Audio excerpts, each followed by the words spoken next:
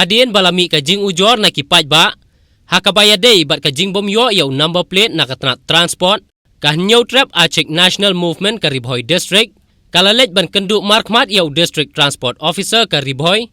Uba avi rengklem ka badan hanong po. Haka jing yakren bat UDTO. Katay kaseng kalayatu ba utay UDTO. Ula kena badai na kibor kibahalor. Baki pensateng bat ai number thamai syaki kali rem. Kiba kitrai kali kithiet na syabar jela. Wat haba kiladep ban siu pisa. Ban yok thamai yaw number. Kum tahu Presiden ka HANM ka Ribhoy District. Uba pateng mersing. Ula ong bakaseng kan saai da ka jing tho. Bat kerpat syaka sorkar baka day ban shimkia mardor.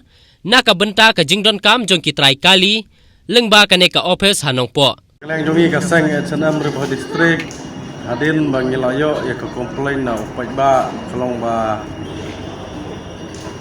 hangne kadon ke jing upai ba abai de ba kaneka number plate dan kalian kaseng gilawan kendu ya UDTO dan kalian UDTO la pensai sengi ong ba kadau hi kadai ba kamdai nang ne napo DTO office ndai kadai be najrong te ngikwa ban penpau sa ka sarkar ba balai ba hadu mentam pala banle ya ki number plate namda kini ki kalirim ki bakwa ban transfer sangne sapo Meghalaya kane gamra jadinya ya upai ba namarnyo iba mentala saubanai tam bun gibreu ki bala wanle ya ki kot kisla bala de siu pisah ne po di handrai ka basausi kalong ba kimyo ya taw number plate ni kwa ban penpau sa sarkar ba nagai gadau ko ba ka sarkar kamla ban ayek tak order hadu mentah kasa pending hakabai dai number plate nagaleng kaseng ni sokhya namar katkum kajing yo jingtip kajongi nagaleng office chung DTO ba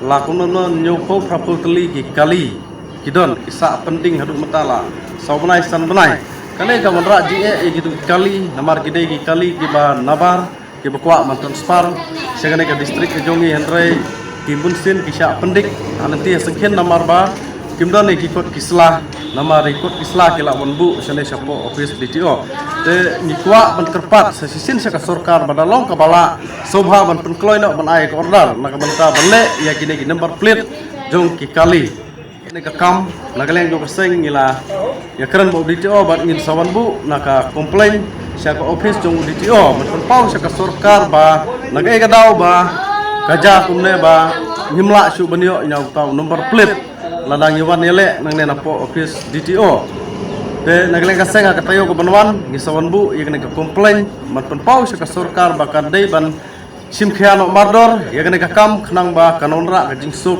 ya upai ba babun balang ba wanle ikikot kisla kali hangne apo DTO